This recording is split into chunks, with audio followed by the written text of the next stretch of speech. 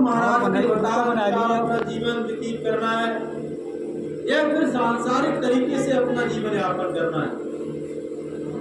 गुरु कहा करते हैं फिर भी मन मानेगा नहीं, मन परेशान है, मन हमारी आत्मा को गुलाम बना बैठा है, हमारी आत्मा को समेट के रखा हुआ है और हम सब मन के अधीन हैं। गुरु कहते हैं हम सब मन के अधीन हैं, इसीलिए हम भजन साधना पे नहीं बैठते। अगर हम भजन सिमरन में अपना ख्याल लगाएंगे, ध्यान लगाएंगे, तो एक न एक दिन हम उस पावर को, उस प्रभु को पाने वाले बन जाएंगे, जानने वाले बन जाएंगे। और कहा भी गया है जिसके मन की पवित्रता हो जाती है उसके अंदर परमात्मा शत्रु की दया में हमेशा बनी रहती है। और कबीर साहब ने कहा भी है मन मेरा निर्मल हुआ जैसे गंगा नीर, पीछे पीछे हर गैर कभी कभी। हमारा मन निर्मल हो जाए, मन की पवित्रता के कारण ही हमें सारा ख्याल उस प्रभु की ओर लगने के लिए मिलता है। अगर मन ही में शंकाएं रही तो हम कुछ कर नहीं पाएंगे। हम अक्सर देखते हैं महात्मा जी आया करते थे, वो परमात्मा के बारे में बहुत कुछ बताया करते, बहुत योग महात्मा थे। वो कहते थे प्रभु को पाना है तो पूर्ण संत की शरण में जाना पड़ेगा। और पूर्ण संत कहाँ मिलेंगे? कहने लगे बड़े भाग्य से मिलते हैं। और हमें स्वामी जी और भैया जी मिले और उन्होंने अपने नाम की कमाई को हमें दिया भी, जगाया हुआ नाम दिया और उस नाम को अपने ऐसे ही रख दिया। जो कहा करते हैं नाम मिल गया तो चैन से बैठने का ही समय नहीं है। जो भी समय, जो भी घड़ी हमारे जीवन से गुजरती जा रही है वो कम होती हुई जा रही है, समय निकलता जा रहा है। और समय निकल गया तो वापस आने वाला नहीं है। कृपाल जी महाराज कहा करते थे अगर कोई इंसान एक घड़ी पहले जो बात सोची और उसके अगले ही घंटे में वो भूल गया और उसे याद दिलाई जाए तो वो वक्त गुजर गया, वो आपके हाथ से निकल गया, अब वो समय आने वाला नहीं। और ये समय जो है हमारे जीवन में कितना महत्व देता है। तो जो कहा करते हैं सबसे पहले हम उसकी बंदगी करें। क्यों? हमारे हाथ से ये जो समय निकलता जा रहा है, महाराज जी कहते हैं हमें मालूम नहीं कि कितना कीमती है और किस वक्त हमारी श्वास निकल जाए, हमारी जीवात्मा शरीर को छोड़ जाए, मालूम नहीं है।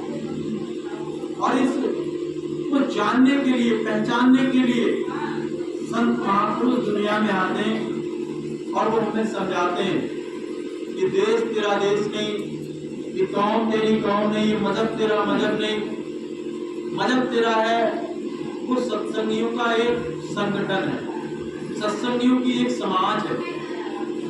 तेरा स्वाभाविक पल क्या है?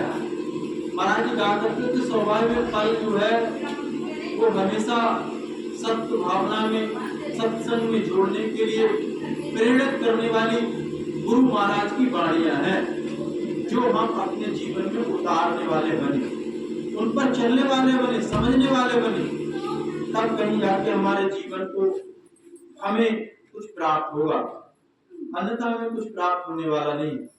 रोज रोज हम सत्संग में भी आए, समय भी बर्बाद किया हमने, लेकिन इस पर चलने वाले नहीं बने।